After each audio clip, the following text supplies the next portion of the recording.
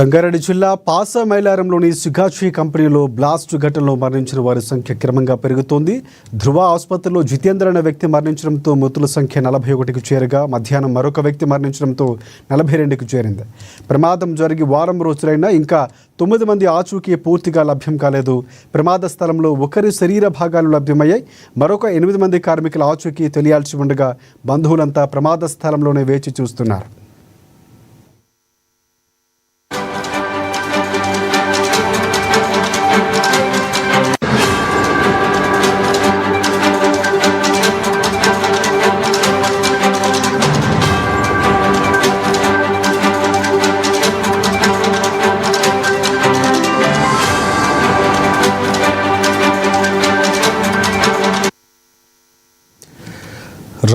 సంగారెడ్డి జిల్లా పాసమైలారంలోని సిగాచి కంపెనీలో బ్లాస్ట్ ఘటనలో మరణించిన వారి సంఖ్య క్రమంగా పెరుగుతోంది. ధృవ ఆసుపత్రిలో జితేంద్ర అనే వ్యక్తి మరణించడంతో మృతుల సంఖ్య 41కు చేరుకుంది.